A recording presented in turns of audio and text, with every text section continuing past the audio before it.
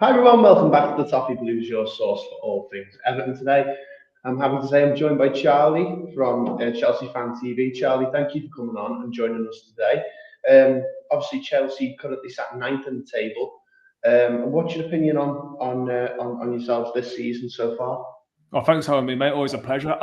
It's not gone as well as perhaps we expected it to go. I suppose compared to last season, I guess it is an improvement in terms of we're not 12th where we were, but generally speaking, league form's not really been that much different. Yeah, we're scoring more goals than we were last season, but defensively we've got a lot worse as well. We've conceded over 50 goals in the league this season. I think last 8 games on the spin, we've let in 2 or more goals. Not sustainable football. You're not going to pick up many points or win many games where you're having to score a minimum of 2 or 3 to even get a point. So yeah, it's been difficult. Pochettino, yes, there's been injuries, but there's been things that he's not done well. His in-game management's been poor, a lack of willingness to adapt tactically. Substitutions not great. And a bit of naivety as well. Yes, the players need to have done better. We have had a lot of injuries, a lot of big signings that have barely touched the pitch this season. But I'd say it's been underwhelming. Mm-hmm. And of course, you had that incredible win against Manchester United at Stamford Bridge. There was that, and there was also the 2-2 draw against Sheffield United, which I suppose is chalk and cheese, a little bit of what Chelsea can be. So, yeah, your opinion on the last couple of results, how have they sort of left the fans feeling? Well, it's kind of it's frustration, annoyance. It's kind of what we've been doing all season. Like our games against the traditional top 6, we competed really well. We've been involved in a lot of epic games, whether it's gone the right way for us or not. But generally speaking, we compete well in those games against the bigger teams.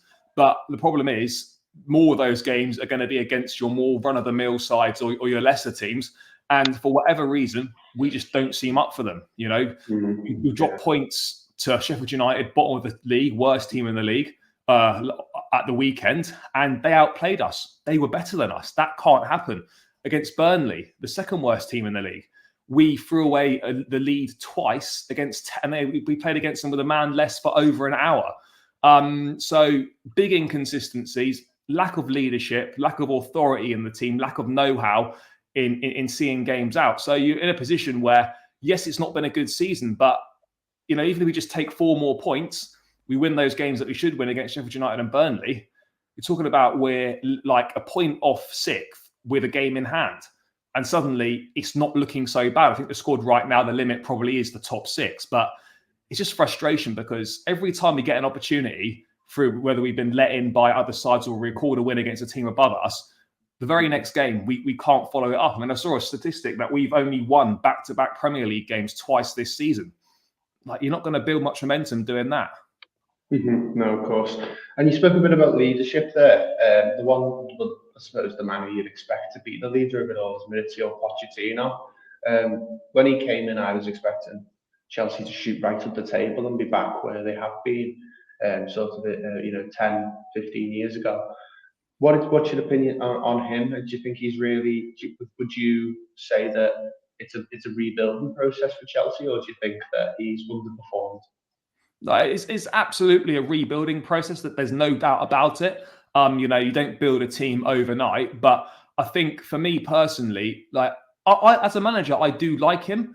He does work well with young players, and by all accounts, these players do like him. They are on board with what he's doing.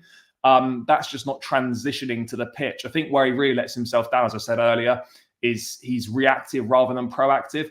He doesn't seem to sense danger coming. He'll wait until we go behind or a team levels or whatever, and then makes a change rather than sensing that, yeah, we need to try and stem the tide here. We can see the game's changing slightly, throw some changes on or whatever. There's a lack of willingness to adapt tactically, particularly in game. And it just kind of seems to make the same excuses over and over again, which do wear a little bit thin when the same thing keeps happening time and time again. And there doesn't seem to be any improvements being made on it. Defensively, we look just as bad as we did, weeks ago when we were letting in all these goals in. So, yeah, I like him. Look, we have to move away from constantly chopping and changing managers. This is a long-term process, but in the meantime, it very much feels like this ownership have neglected the short term completely, which is kind of why we're in the mess that we're in. Yes, we've not had Nkunku barely this season. Lavia's played half an hour for us. Fofana's not played all season. Reece James has barely kicked a ball. Like, these are mitigating factors, but they don't mean that you can't do the fundamental basics as a team, and that you shouldn't have some form of defensive structure or some sort of kind of identity. I'm not expecting a finished article, but you'd expect come April time there to be at least some sort of tactical identity, and that isn't really there. Yeah, I know where you're coming from with that completely. It sounds identical to sort of what Everton were used to maybe about 10 years ago under people like Ronald Koeman or Marco Silva. You'd expect things, at least at the very basics of a team, and even when you've just brought somebody in, but still, I think there's fundamentals on the pitch that you've got to get right in that first season, isn't there? Moving on to Everton, obviously it's been an absolute whirlwind of the season for us in so many different ways. We've been in good form, bad form. There's been stuff going on off the pitch, on the pitch. What's your what are your thoughts on Everton this season, and from an outsider looking in on everything that's happened, really? I mean, I thought you started the season quite well, to be honest. Picking up some good results. I think for me, where things started to come off the rails a little bit was around Christmas time. Obviously, you got the 10-point deduction, which was subsequently reduced. But in that run, I was up at Goodison Park when you beat us 2-0. In and around that period, I think you won maybe 3 or 4 on the spin. You beat ourselves, you beat Newcastle. I think there was someone else in there. And you thought, Everton are putting a bit of a run together. But if I'm right, I think since beating us in December, you hadn't won a game in the league until you just beat Burnley last weekend. If I'm right in thinking that, I mean, I might have got that wrong, or it's certainly not many.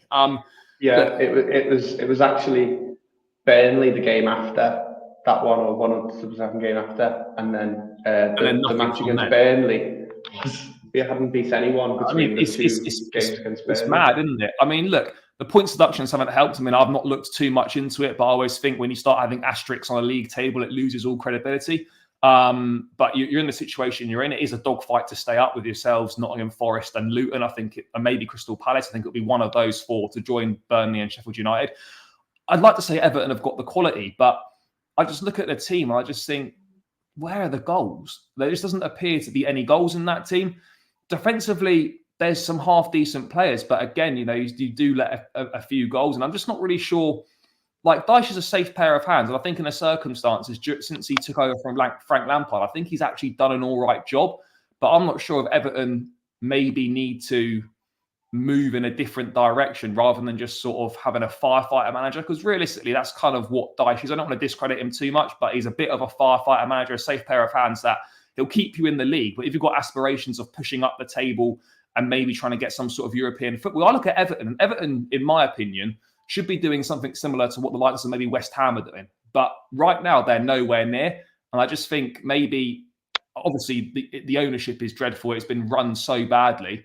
But Everton are a massive football club. Even into a big stadium, you've wasted a colossal amount of money on players. I'm just not sure if it needs to get a bit of a refresh, go in a different direction, and maybe get a progressive manager, because with the greatest of respects to Sean Dyche and the job that he's done, he, for me, is not someone that's going to push Everton back up the table.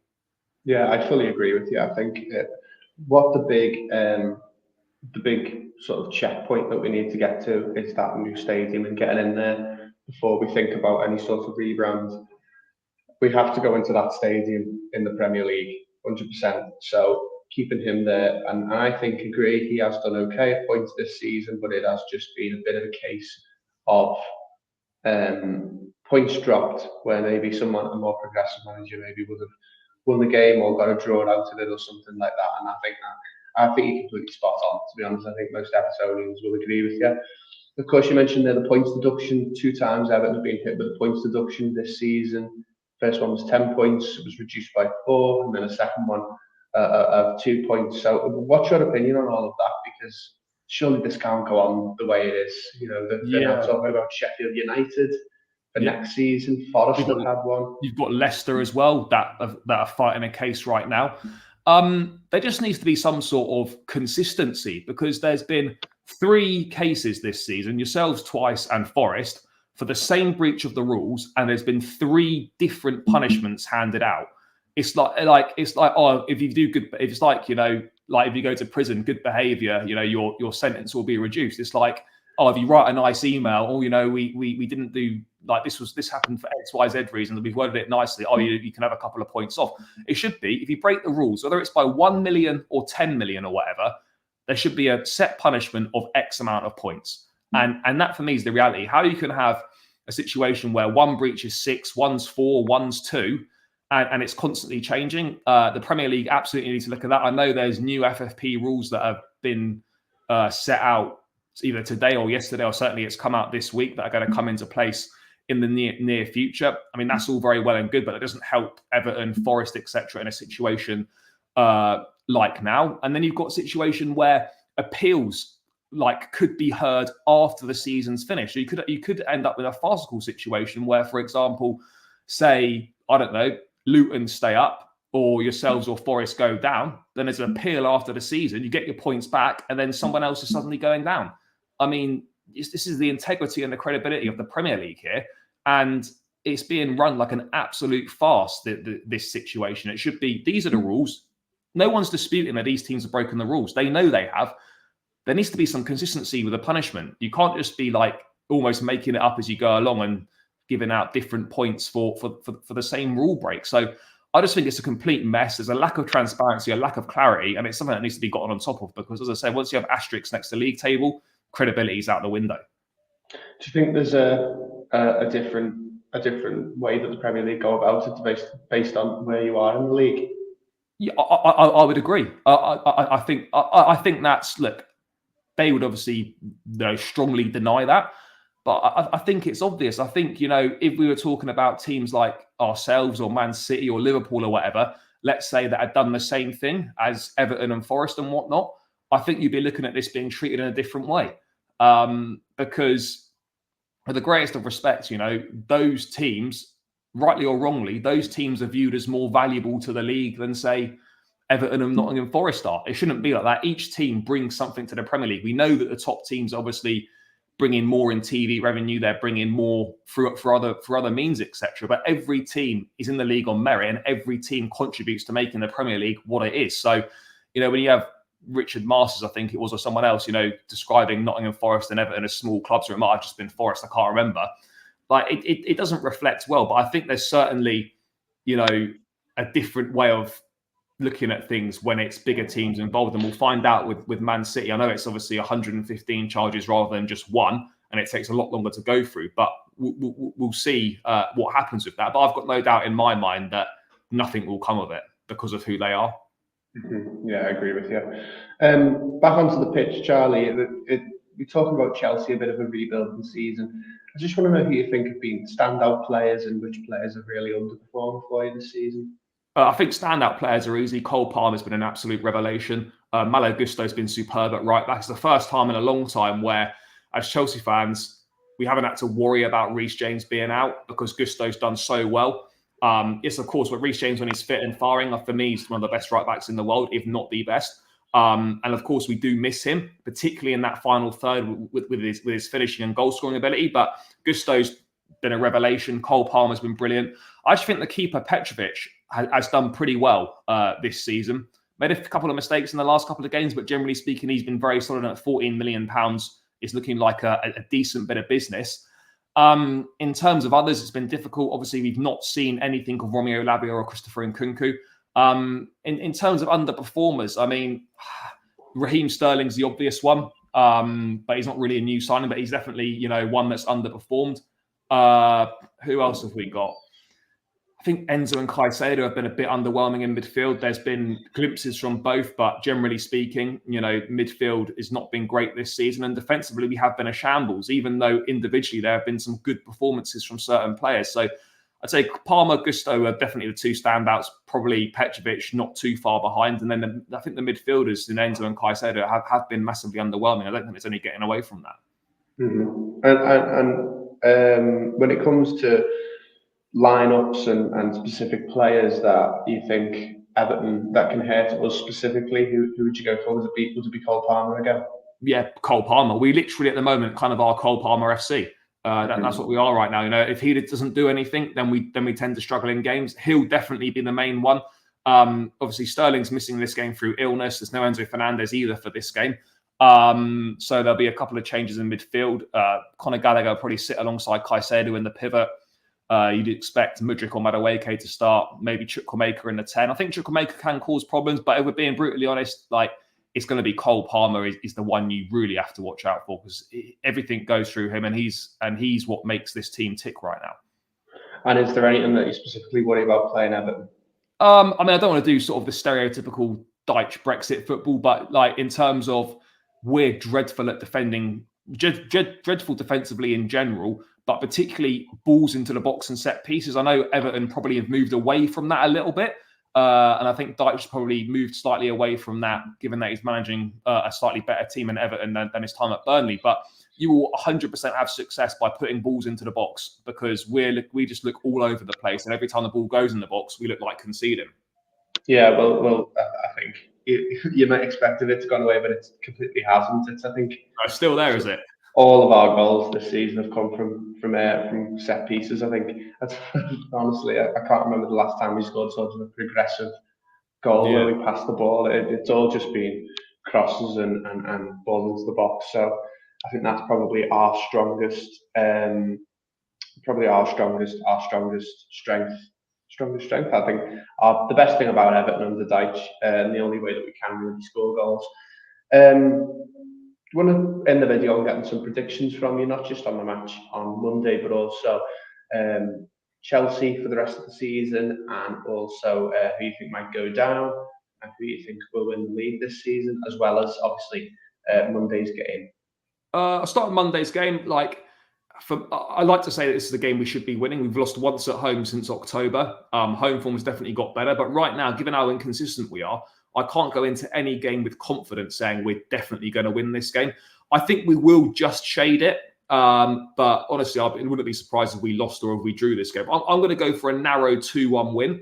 I think you will score, given we've not, God knows the last time we kept a clean sheet. We're letting goals in for fun right now. I'll go for a narrow 2-1 win, but I think you'll give us a decent game, and it'll be a lot closer than we expect it to be. In terms of who I think is going to win the league, I said Man City at the start of the season. I'm going to stick with City.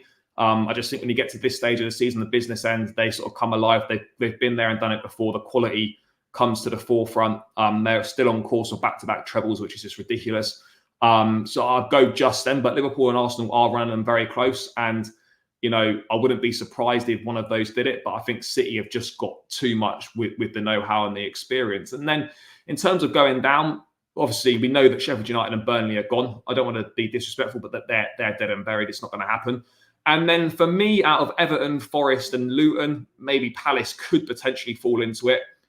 I think it's between Luton and Forest. And it would be easy just to say Luton, but I think Forest might go down. I just think Luton might have something about them, particularly with games at Kenilworth Road. I just think they've shown a little bit of something this season that suggests to me they might just sneak out. So I'll go Forest to join Burnley and Sheffield United. It's a tough one to predict that going down, isn't it? Because I think my choice has always been Forest, but the more I think about it, I don't really know what Luton are capable of. I don't know if they're going to go on a really good run and get some points, or go on an absolutely poor run and lose a lot of games quite narrowly while, you know, putting up a good fight. So it'd be an interesting one to watch, definitely. And then random question just to finish off: best and worst moments as a Chelsea fan? Well, this season or just in general? Just in general. Just in general. Best moment, I would say probably 2012 winning our first Champions League. That's got to be right up there. Worst moment, God, there's been a few. It'd probably take pretty much any game from last season. Probably say one of the worst was at Brighton away last year, first time going back with Graham Potter, and we got absolutely hammered 4-1. And we're just getting pelters from the whole stadium. That was a pretty low moment. So yeah, I mean, there's probably more if I think further back, but that one's definitely fresh in the mind as a terrible moment. Yeah, it's not a bad one though for your worst one. It is bad. I could give you some worse ones as an Evertonian, definitely. But thank you so much for joining me, Charlie. It's been a pleasure to speak to you. Best of luck for the game on Monday. Make sure you go and follow and subscribe to Charlie's channel in the link down below. make sure you follow and like and subscribe to the Toffee Blues.